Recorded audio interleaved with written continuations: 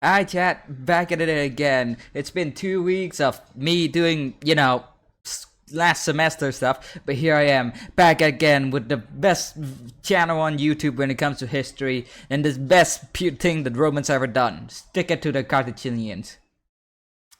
Screw you, Tunisians. Those don't count. Anyway. Oh man, it's been so long. It's been so long since part 2, and I can't wait. Hype. I mean, I don't know much except that Rome eventually kicks Hannibal's ass. Hannibal begrudgingly respect Scipio Africanus. They both got isekai into an co-anime got Drifter that never got picked up again. Either that or the author is just really taking his time with it, like he did with Hellsing. Remember Drifter? The anime? No, just me? The one where Nobunaga gave guns to the dwarves? Anyway, link will be in the description below. Remember to like, comment, subscribe, and support the original creator. Also watch their NordVPN ad. I know it's not the best VPN, but, support them. It's about the support. It's not about the VPN. By NordVPN. Click the link in the description to get an exclusive deal with 4 extra months. 4 extra months? To the merch store to pick up some character pins, yeah. Ooh. Also, ever needed to enact vengeance on your enemies, but felt too shy? Yeah. Well, fear not. Oh, that's so cute. Is here. Support our channel by heading over to oversimplified.youtube.com. Aww. Your very own pocket-sized piece of vengeance. Pocket vengeance. Hannibal figure is in limited Pocket vengeance. So get it quick. Previously.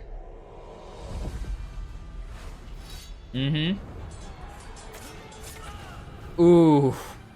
The editing. I wish I could edit that good. Ooh. No wonder this took so long to make. That's as long as the last one, I think.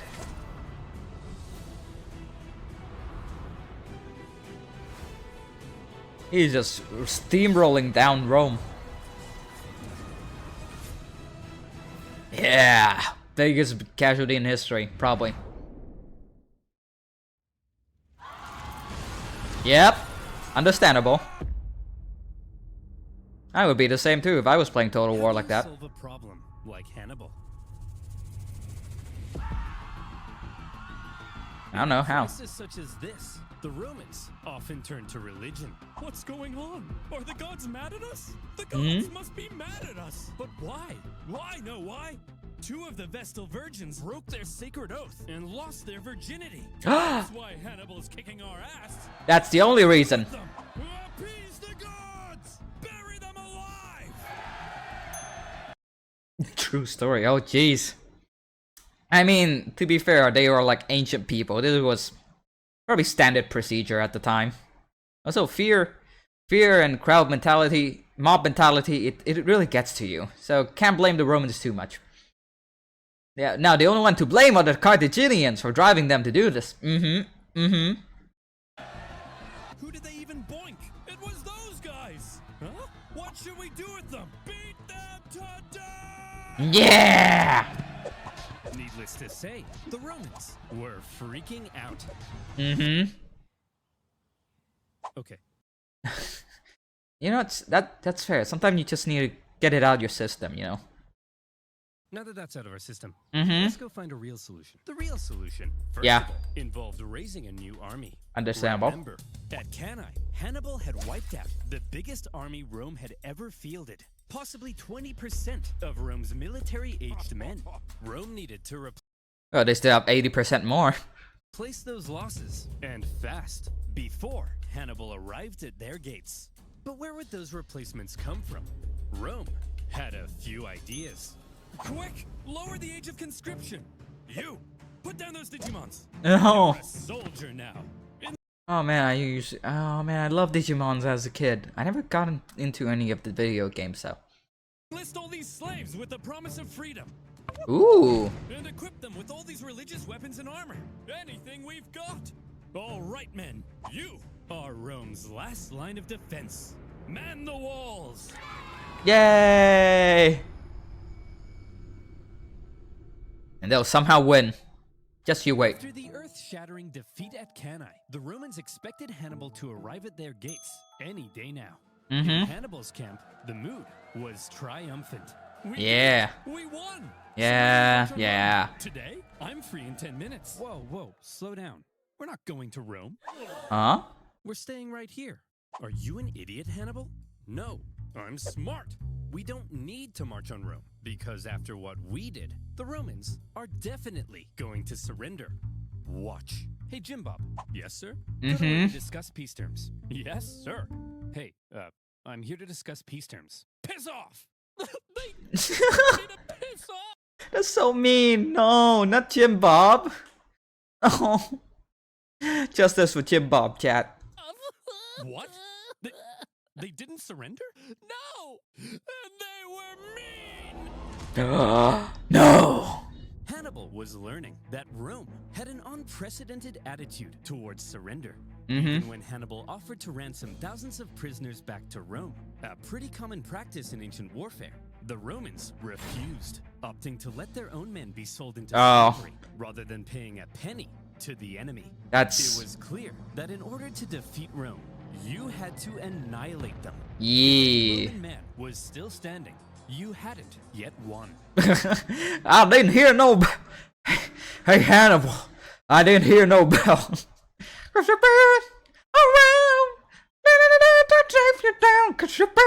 But still, Hannibal decided not Start an to elephant let zoo, Rome. sacrifice It a was child. Controversial decision. Even one of his own commanders famously told him, Hannibal, you know how to win a battle, but you do not know how to win a war. Ooh. Oh. From Hannibal's perspective, perhaps he knew his army was designed to survive behind enemy lines and sow chaos. It may not have been well equipped to undertake a risky siege of one of the most fortified cities on Earth. That's fair. Plus, with many of the southern cities defecting to his side after Cannae, Hannibal likely thought things were going pretty well. As is, we'll stay the course. Okay, so the Romans didn't surrender after 3 major defeats. But surely they'll surrender after 4. Maybe. Unfortunately for Hannibal, however, after Cannae, the Romans well and truly learnt their lesson. Well, would you look at that? Remind me, who was it that said Hannibal was too dangerous to fight? You. And who said we shouldn't fight him directly? So smug. Gotta rub it in their faces. To be fair, I would too if that was me. I will rub it on their face all the way. All around. I would do laps around the Senate room. You. And who tried to fight him directly? Yes. And what happened? We lost 20% of our military-aged men. That's right. So tell me, when Hannibal approaches, what do? We run away. I'm a genius. Yeah. Yeah. Clap, clap. Kind of became the unofficial leader of Rome. Even if others were elected consul, his influence was unparalleled, and Rome quickly reverted to the Fabian strategy of avoiding Hannibal. They knew they couldn't defeat him, so instead, they hoped they could at least contain him. They raised an impressively large number of men, partly by enlisting teenagers, slaves, and criminals. And rather than trying to fight Hannibal, they instead turned their attention towards those treacherous southern cities that had switched sides. Thanks for joining the winning team, guys. Here's the deal. All you have to do is provide me some troops and defend your own city, since I'll be too busy to defend it for you. Now, I'm going to briefly turn around, look this way, and when I look back, you better not be being massacred by the Romans. Oh, for goodness sake! The Romans spread out legions and began attacking the southern cities here, there, everywhere. The southern cities expected to have Hannibal's protection, and Hannibal was inundated with requests for help. He was forced to run around southern Italy, trying to encourage defection while rescuing his own allies. But when he showed up, the Romans would often leave, only to come back the second he went away. As these southern cities found themselves being punished severely by the Romans, they began to realize that joining Hannibal may not have been such a good idea. Yeah. You think you're so big? Attacking my allies? Why don't you come out and face me? Because you're scary! Damn, how the table have turned. Usually it's the Romans that want to drag the Carthaginian out for fighting. The fickle southern cities frequently switched sides depending on who appeared to be winning, and the whole situation became a nightmare for Hannibal to control, playing a constant game of Roman whack-a-mole to fend off the enemy armies. How the turning table. Long ago seemed near extinction. The Romans had managed to turn this situation around by placing Hannibal in a clever predicament. If he left southern Italy, the southern cities would likely capitulate to Rome, meaning he couldn't leave. And since the Romans wouldn't fight him, he couldn't inflict any more dangerous defeats. For now, Hannibal had been muzzled. In a weird way, yes. Been his prize for his impressive Italian campaign. But those clever Romans found a way to take his prize and turn it into his prison. Yeah. Fabian's strategy neutralizing Hannibal for now, the Romans were freed up to refocus their attention to other fronts. Oh, right, they're still at war with the rest of... Yeah. While discussing Hannibal and the Italian campaign of the Second Punic War, fighting had actually been occurring elsewhere. For example, in 216 BC, the Romans had sent an army north to punish the Celtic tribes that had joined Hannibal. However, as the Romans entered the Latana forest, little did they know those clever Celts had set up a trap. No, not again. Dropped trees, Yeah. decimating the Romans, and they even took the commander's head to use as a religious sippy cup. Yummers. The Celts are really good at that. As a Vietnamese person, I gotta respect that. You know, they use the trees to their advantage. Gotta respect that. So that went pretty bad. Whoa, very bad. Thankfully, in other theaters, things were going a bit better. For example, let's look at Sicily. After Cannae, internal chaos in Syracuse caused this longtime Roman ally to switch sides. Ooh. Because being a winner is more fun. The Carthaginians also landed troops, hoping to retake their lost island, while Roman proconsul Claudius Marcellus moved in to besiege Syracuse. The siege was a brutal slug for the Romans, largely due to the presence of one famous scientist and mathematician, Archimedes. The Archimedes? Whoa. But he was that time period? I didn't know that. I thought it was like medieval. Whoa. He lived in Syracuse at the time, and Wow. he invented a variety of clever contraptions to defend the city. There was a giant claw that could grab and destroy Roman ships. Really? Reportedly even a big mirror that could magically ignite them. Ooh. The Carthaginian forces on the island attempted to come to Syracuse's rescue, but luckily for the Romans, they all got diarrhea Aw. and then died. Wow. In the city, That's not just diarrhea, that's like dysentery. Yeah, I mean, that's how a lot of attrition happens. A lot of death in war happens through attrition, and not just through battle. I say that literally after Hannibal killed like almost 100,000 people. itself, the day of a big annual religious festival came, and the Syracusans said, "Well, fellas, we've been holding off the Romans for over a year now. I think we've earned ourselves a little party." Yay! Sir, we're still under a massive siege.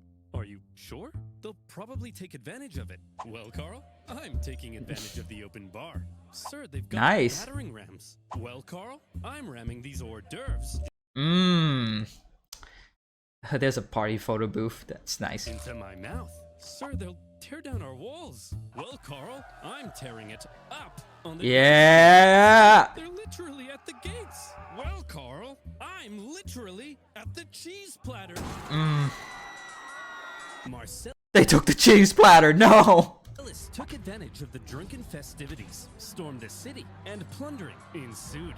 In the chaos, Marcellus ordered Archimedes be captured alive. Some sources say Roman troops entered Archimedes' home, and they were like, "Hey man, are you the math guy? Go away, I'm drawing circles. Look, I'm a nerd. Come on bro, get out of here, you're messing up my circles." Now is not a good time to draw circles. It's always a good time for circles. I love circles. Either Yeah. the circles or I kill you. I choose the circles. Ooh. Despite not securing Archimedes' Was that seriously how he went out? Was that seriously how he went out? That's so funny. Drawing circles. by 210 BC, the Romans did secure Sicily and also put down a Carthage-supported rebellion on nearby Sardinia. 2 Roman successes. Yay! And there were more to come. After Cannae, King Philip V of Macedon saw an opportunity. He was concerned with recent Roman expansion into Illyria. And so, when he saw Hannibal annihilating the Romans in Italy, he said, "Oh my gosh! Hey! Hey, Hannibal! Oh my gosh! You're so cool! Let's form an alliance and annihilate the Romans together!" Yes, please, senpai. Please notice me, senpai. Sure. Yes!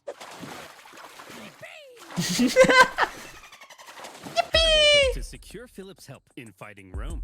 But a Roman army was sent to the region, stirred up Philip's other Greek opponents, and essentially kept Philip bogged down in Greece for the entire duration of the war. Another kind of Roman success. But the main front Rome was hoping to push Carthage back in was Spain. The Makes sense. Spain made it one of Carthage's most valuable possessions, and the Romans were eager to weaken it. Remember way back at the start of the war, the consul Scipio was supposed to go to Spain, but ended up rushing back to Italy when he realized Hannibal was crossing the Alps. He then faced Hannibal at Ticinus and had to be rescued by his son. Well, after he recovered from his wounds, he proceeded with the original plan and joined his brother in Spain. There, the two Scipio brothers fought a successful The Scipio brothers! Yahoo! campaign against Hannibal's brother. What is this? Oh my god, it reminds me of the joke I made recently of like Total War Mushroom Kingdom when the Bowser and Eggman death battle came out. This is literally how I want it. This is literally how I want it. It's a dream come true. Hasdrubal. Over the next few years, they won a number of key victories. Ooh. Even taking Saguntum, the city that had kick-started this entire war. Yet more Roman success. Yay! A trend appeared to be emerging. Whenever the Romans fought anyone other than Hannibal, they usually came out on top. Usually. Perhaps these other fronts would be the key to Rome taking back control of this war. Perhaps it was time for Rome to return to their old ways of being the aggressive go-getters. And perhaps it would help if Rome had a Hannibal. Yeah! Yeah! Yeah! Scipio Africanus. Scipio, the younger, was Yeah. the son of Publius Scipio, currently fighting in Spain. This made him a member of one of Rome's most prestigious families. Not much is known of his childhood, although there is one story of how he was getting hot and heavy with a young lady, only to have his dad barge in and drag him out wearing nothing but a cloak.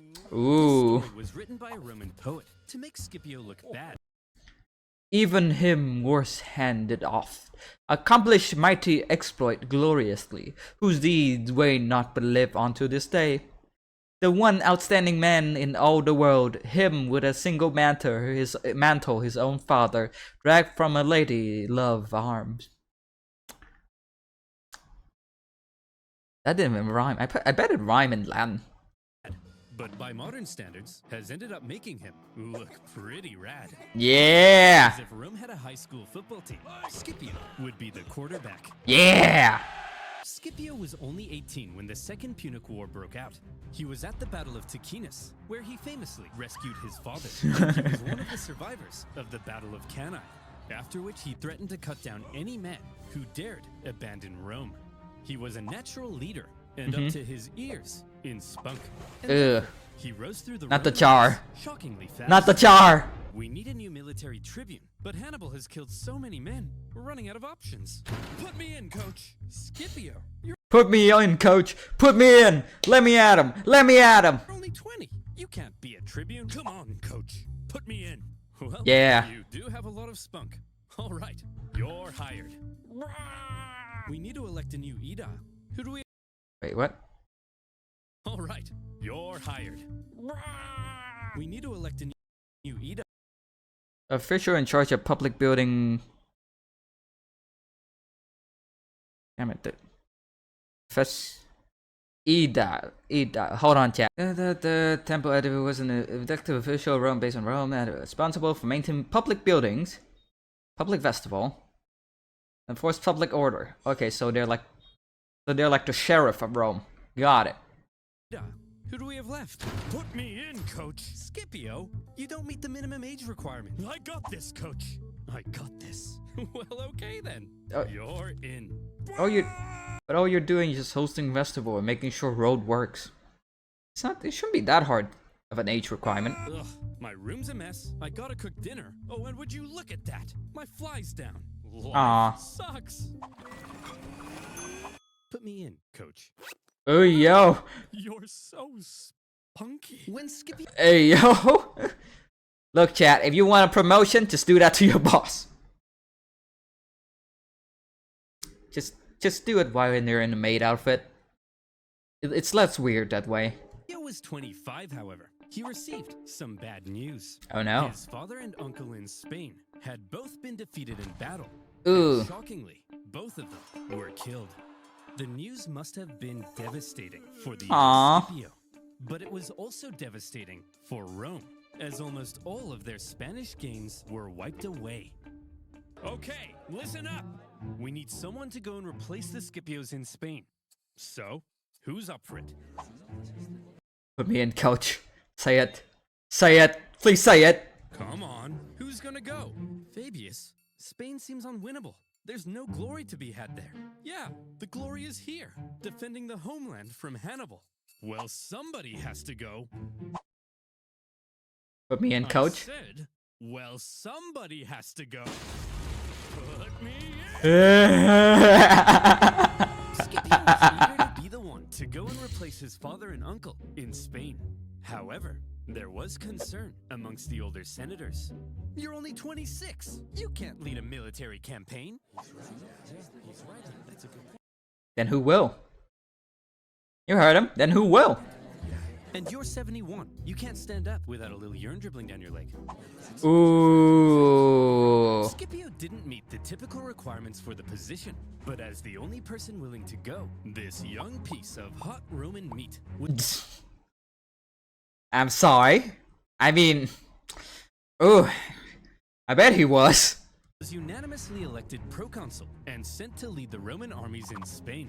He hoped to carry out a campaign as impressive as Hannibal's had been in Italy. In fact, Scipio rather admired the one-eyed general. Scipio, you've got a Hannibal poster in your room. Yes, but he's the enemy. I'll let you in on a secret, Billy. You know how we're gonna win this war?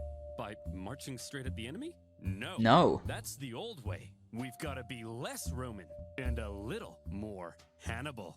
Hey, by the way, don't just barge into my room. That's an infringement of my privacy. Privacy? Oh no. NordVPN.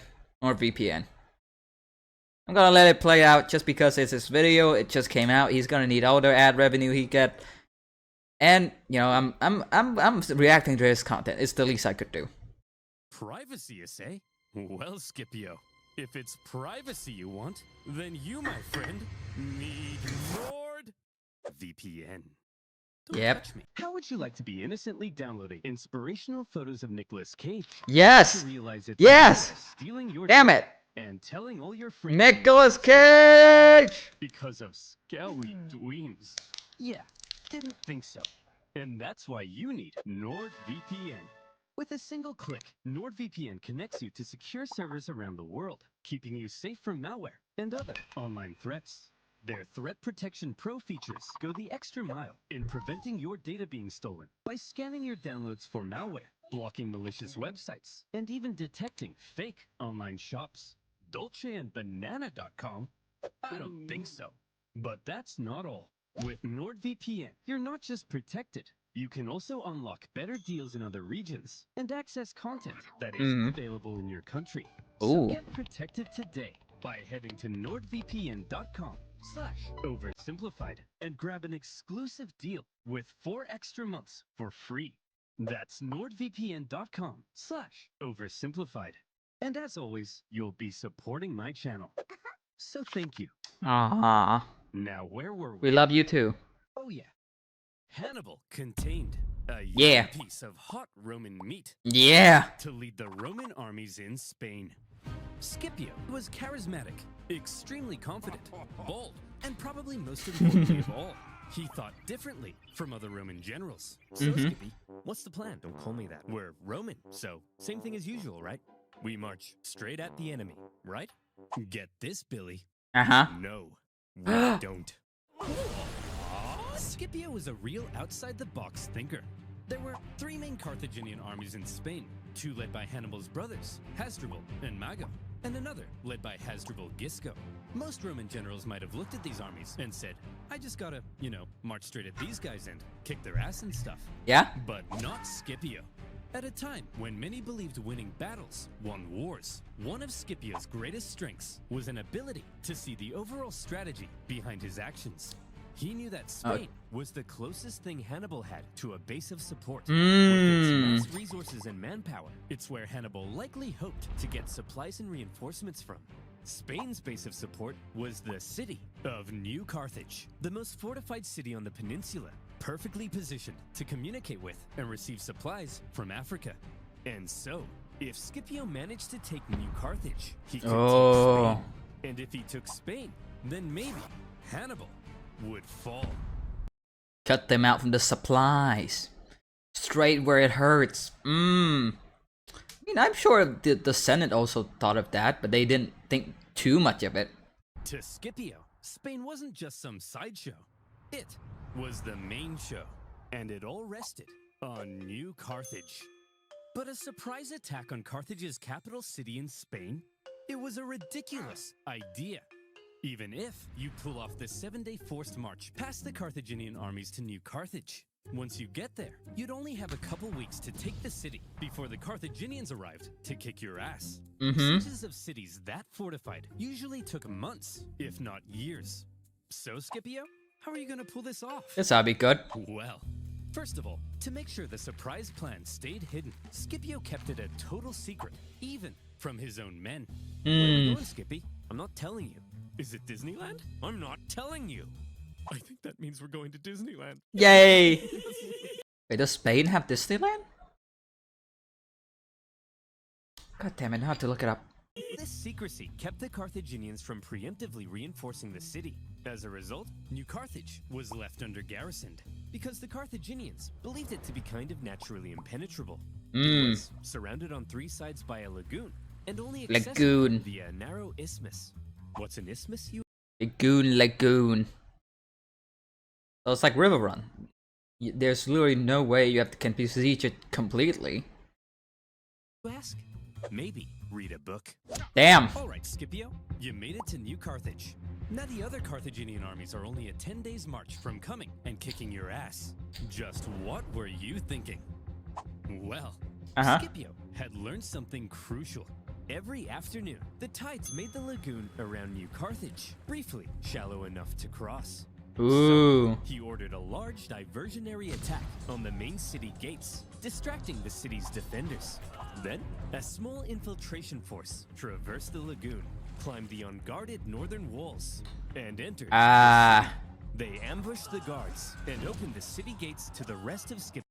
The oldest Total War trick there is. Scipio's army. And just like that, New Carthage had fallen.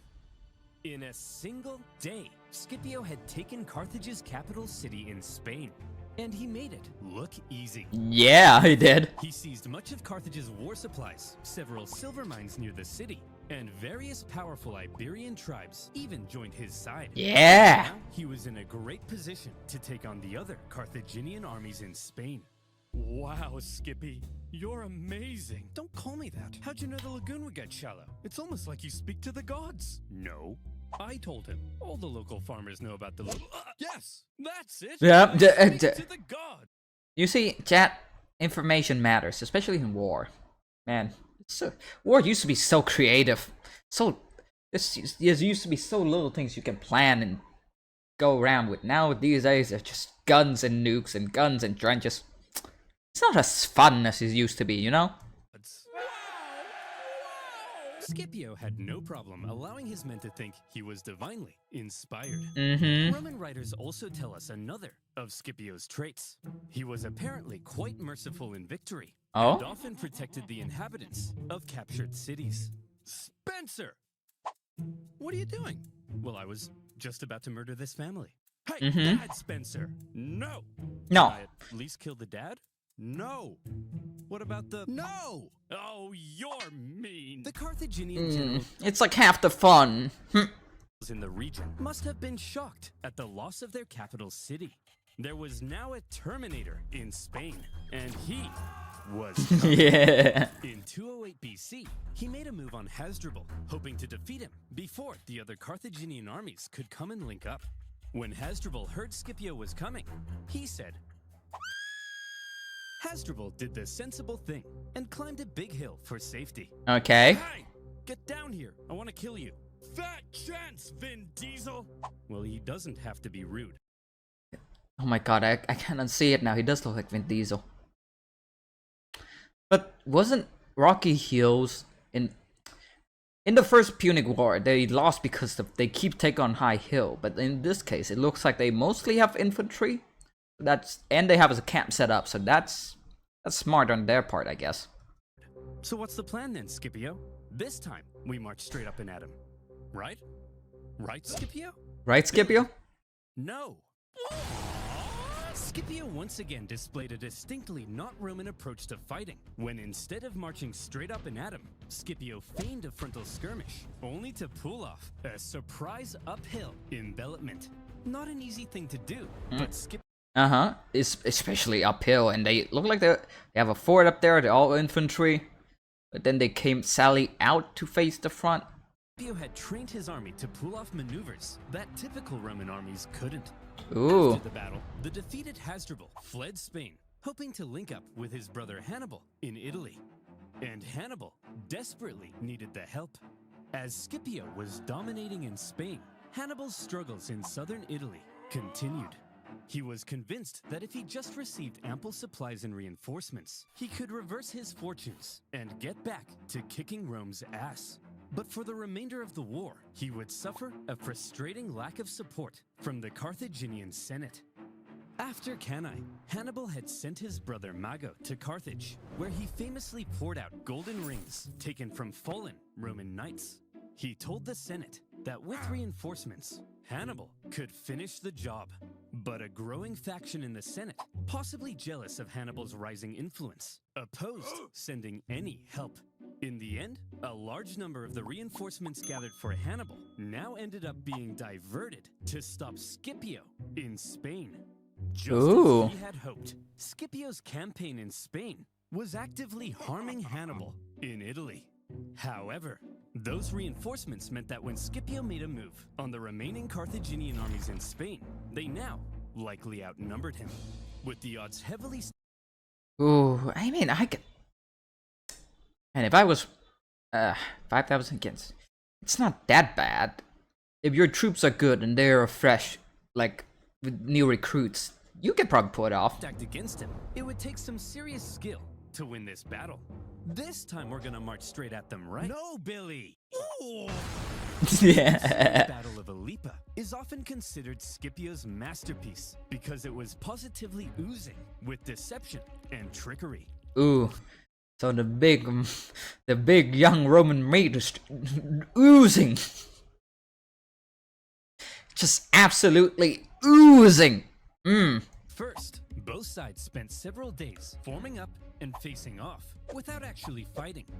On each day, Scipio placed his strongest Roman legions in the center with his weaker Iberian allies on the sides.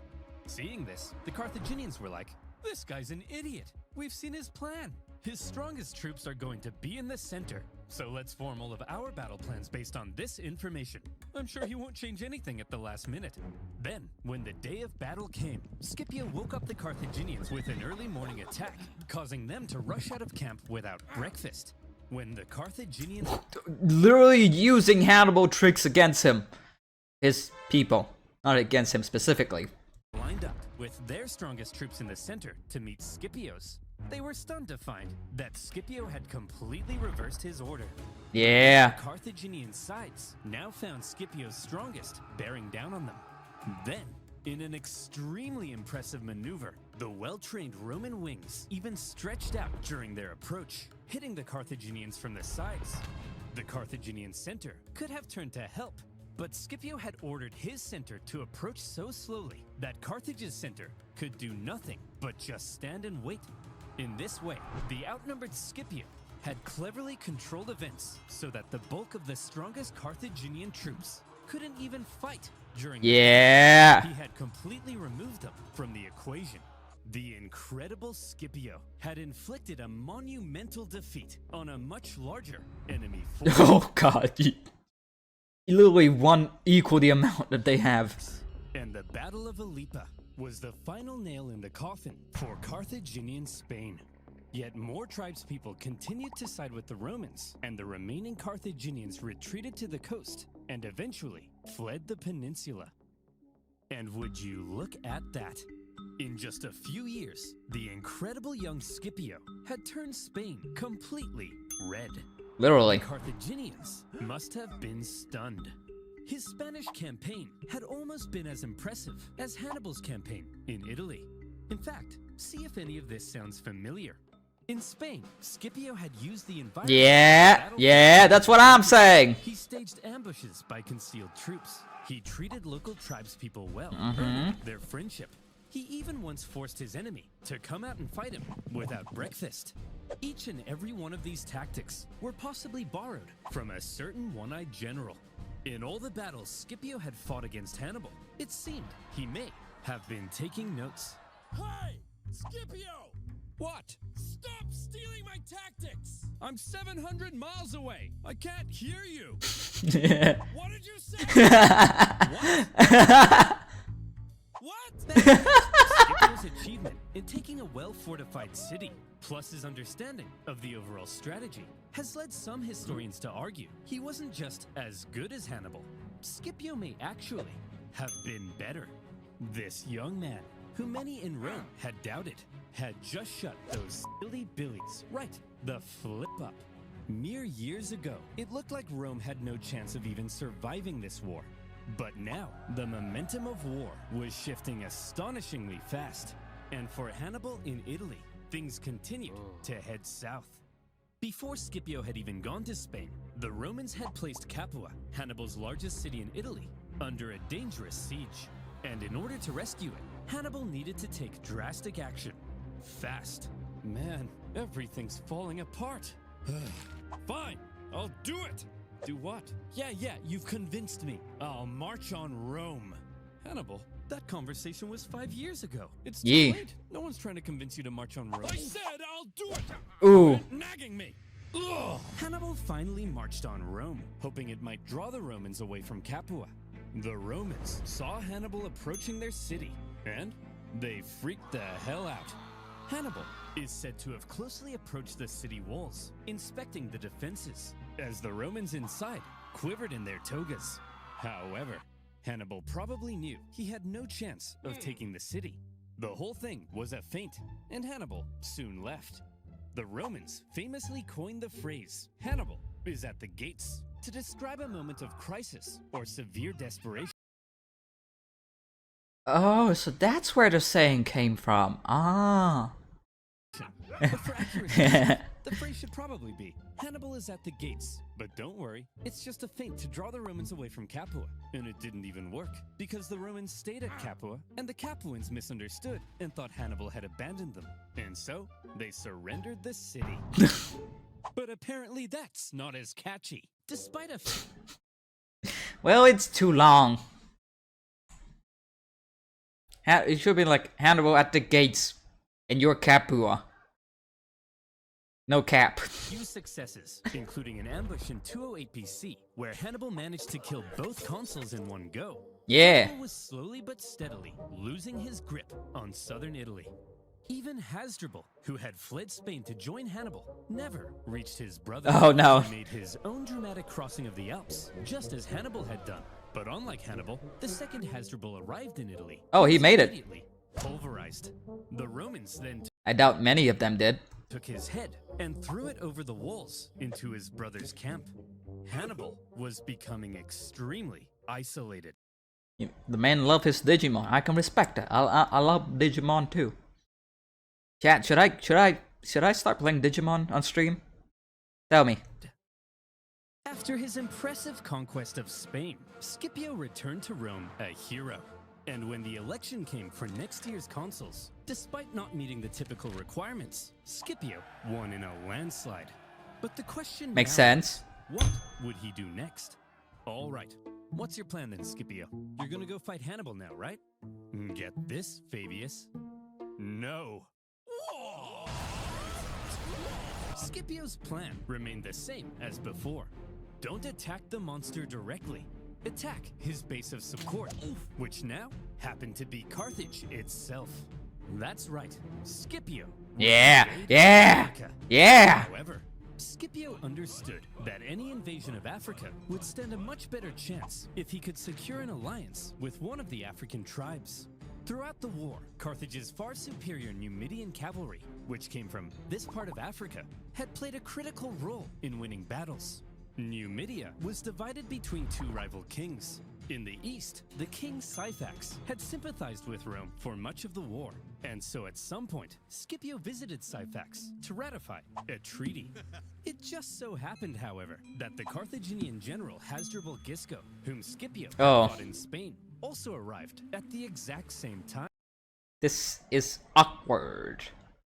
The thing is, they can't fight each other because, they both came in under a banner of peace. It's a neutral territory. I guess they could mean mug each other, I guess, but I wonder what happens. Guess we'll see. And so Syphax invited both Scipio and Gisco for a meal. Oh boy. The two men fought for Syphax's alliance, and by Roman accounts, Scipio was positively charming. Come on, Syphax, stick with us Romans. We'll build a naked statue of you. Very enticing. Once you join our side, Syphax, we'll give you a 2% discount on figs. You Ooh. like figs, don't you? Not really. Hey, Syphax, check this out. Ooh. Wow! Hey, Syphax, check this out. Did he just defecate? I believe he did. Well, Scipio, you clearly are the most charming man in the Mediterranean. My alliance is... Syphax, I'll let you marry my extremely hot daughter.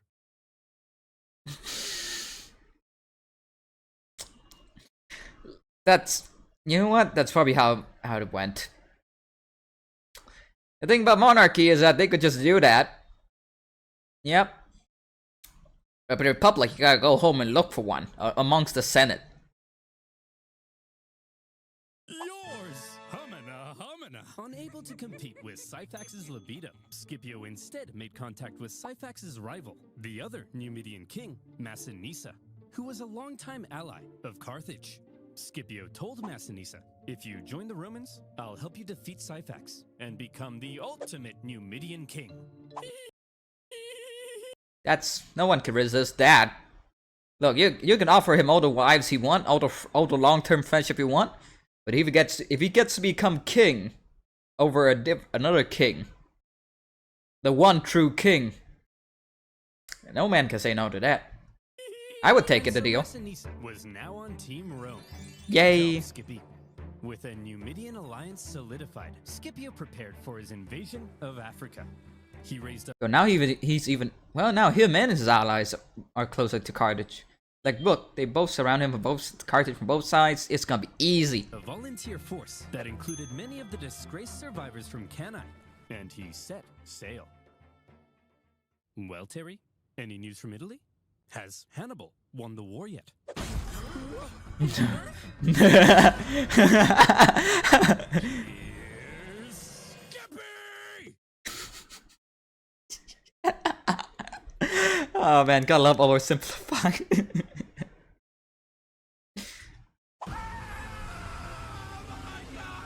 The Roman landing sent a clear message to the Carthaginians. You don't invade us. No, we invade you. For the first time in the war, the Carthaginian homeland was under threat, and the Carthaginians needed to defeat Scipio at all costs. They gathered a huge army led by Hasdrubal Gisco, with allied Numidians led by Syphax, and they ordered them to get Scipio the hell off their continent. Sources say at this point, Scipio was severely outnumbered.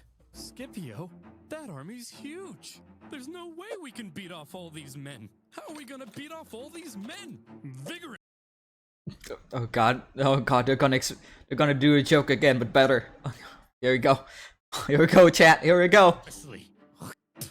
and while maintaining eye contact. Yeah. To deal with the larger enemy force. It just so happened that Syphax was offering to try and broker peace between the Romans and the Carthaginians. And Scipio smelled an opportunity.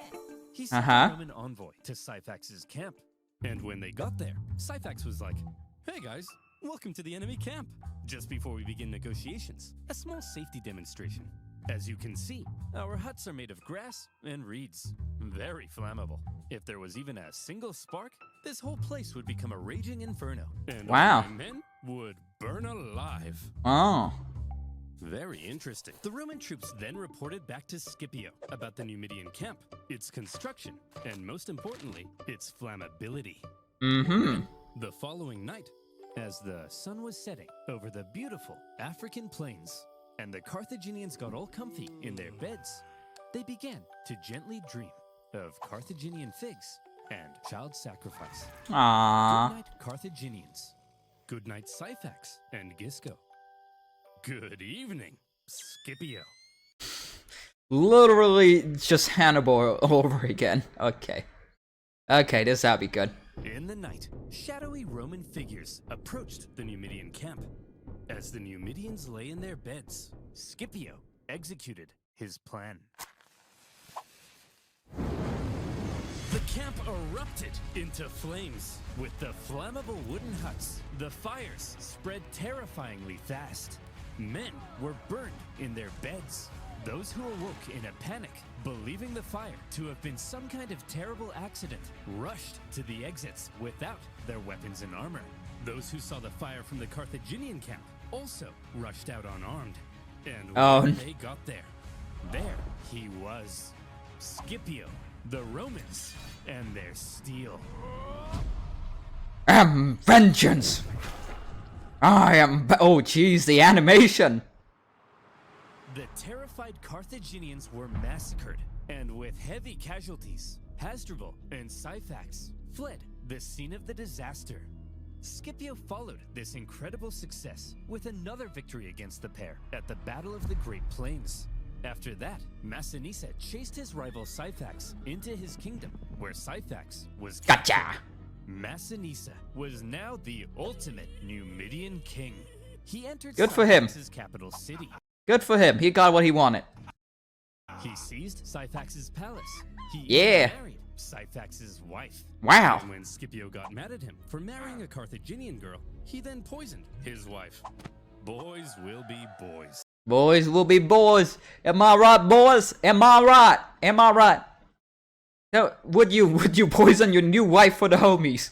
Would you tell me, chat? Tell me in the comments. Would you poison your new wife for the homies? Having defeated the Carthaginian armies in Africa, almost nothing now stood between Scipio and Carthage. And the Carthaginians were freaking out. What do we do? What do we do? There's only one thing left to do. Recall him. Well, Hannibal, you've been here in Italy for 16 years. This is practically your home. You're basically Italian. Yes, Gerald, and I've had such a lovely time.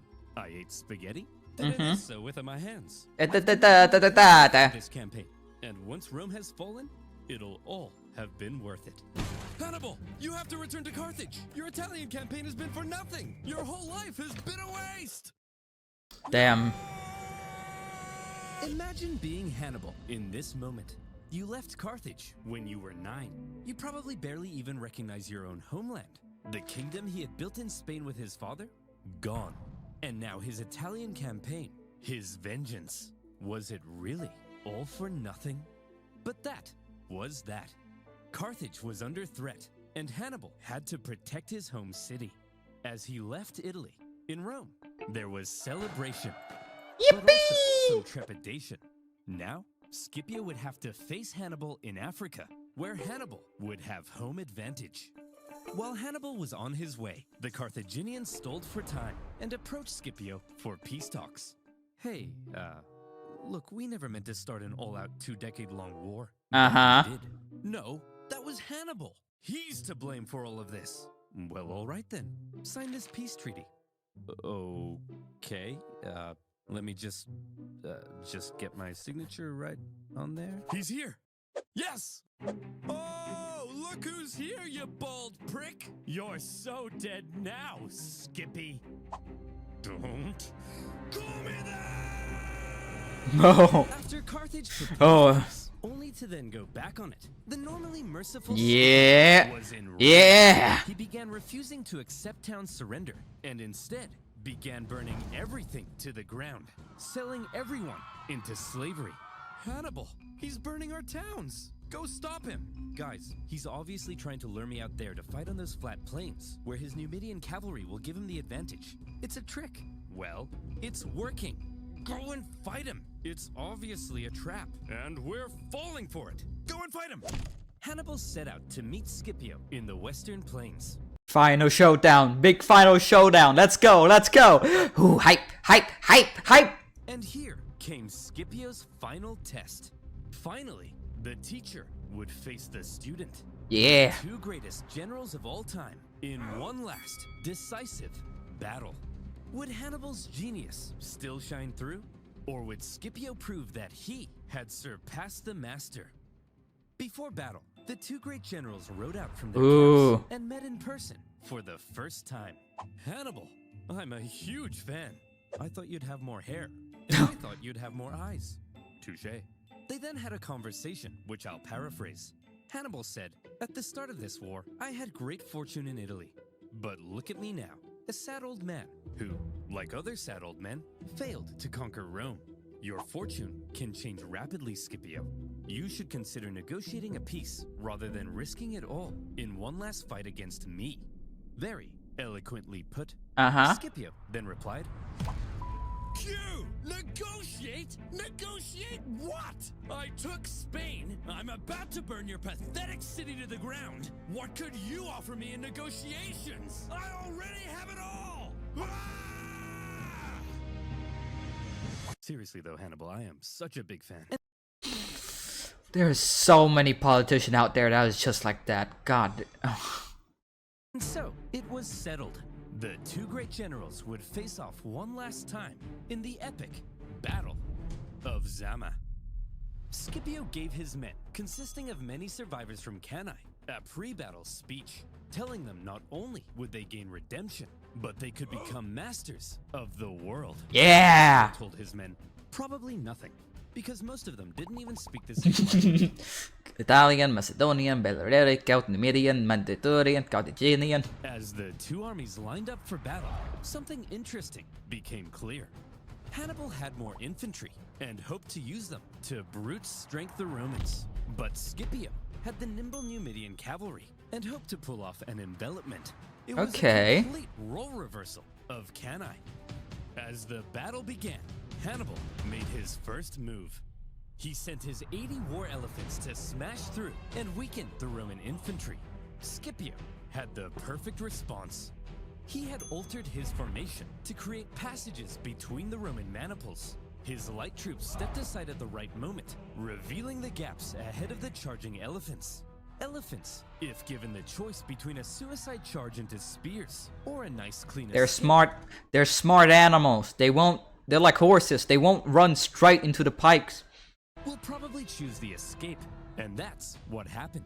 Some elephants were so frightened from the noise that they even turned and smashed back into the cavalry, which the Unfortunate. Roman cavalry then engaged. Your move, Hannibal. Hannibal wasn't an idiot. He knew that he was fighting superior Numidian cavalry on open plains.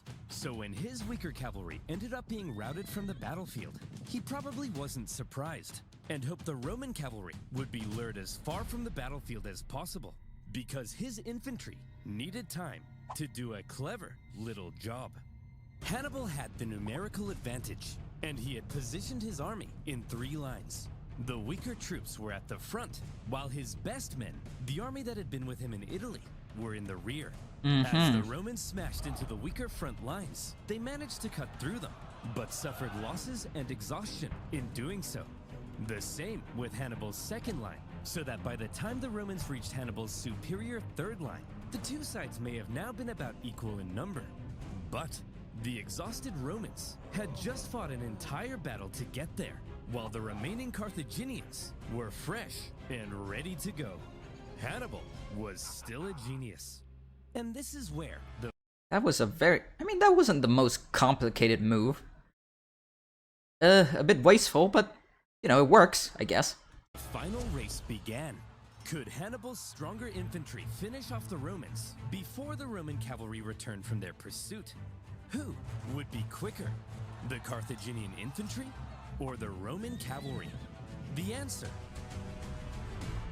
the cavalry. Yeah. They called off their pursuit just in time to turn around and hit Hannibal from the rear. And that was the deciding move.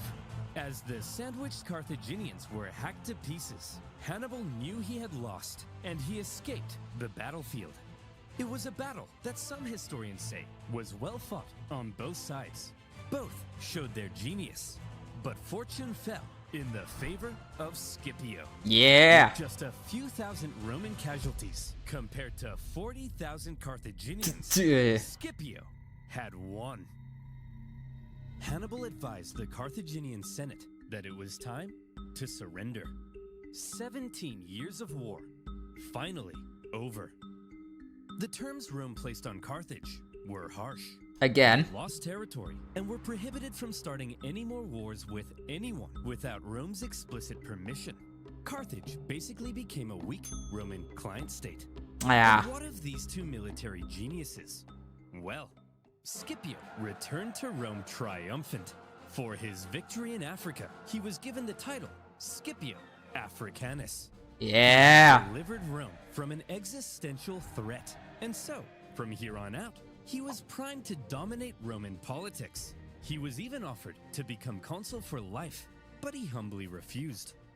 Politics being what it is, however, jealousy eventually grew. Scipio and his family ended up battling accusations of corruption. And Scipio, possibly becoming tired of Roman politics, retired to a nice country house by the coast.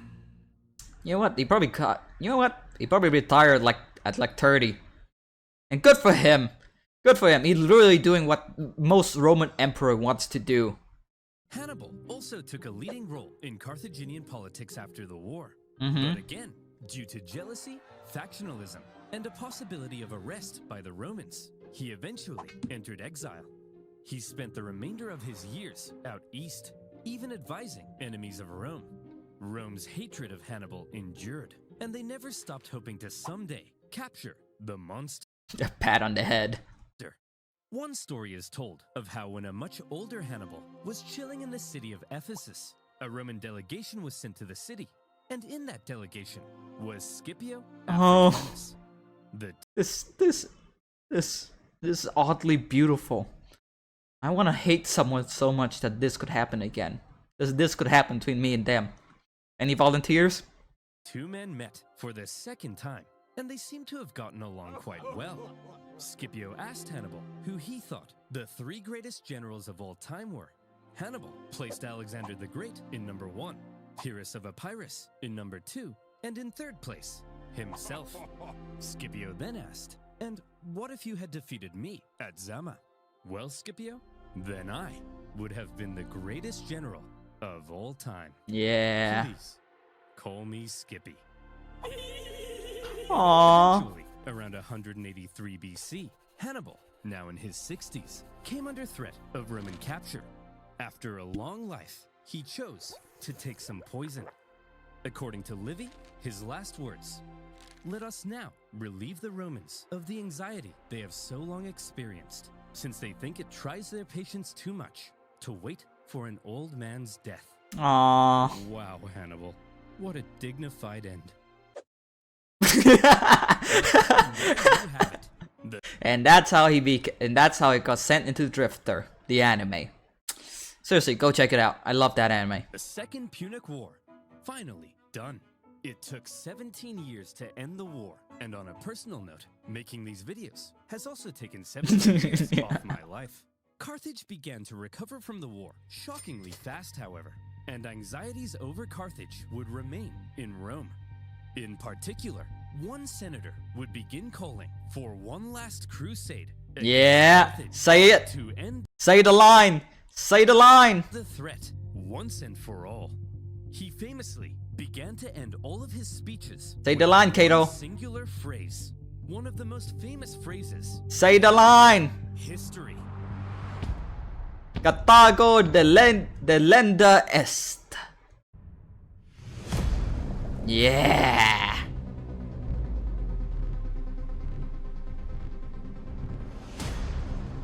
Cathargo Delenda est. Oh my god. Oh man. Oh, oh, that's the end. Well, will there be a third time? Oh, yeah, coming eventually. Yeah, third Punic War. Yeah, I'm gonna wait another year for it, but god damn, is it worth it? Oh man, Scipio Africanus. It's such a beautiful and beautiful rivalry between those two. I want what they have. Chat. Someone become my lifelong rival. Fight to the death with me. You can have my hot daughter when I make one. If you win, sure. Anyway, or my son. I don't judge. Or my in between. Honestly, it's RNG at this point. But yeah, remember to check them out in the description video. Go support them. They made amazing video. They deserve it. They lost 17 years of their life on this, and honestly, it's absolutely worth it. Thank you for watching, and this has been Liud. Love you.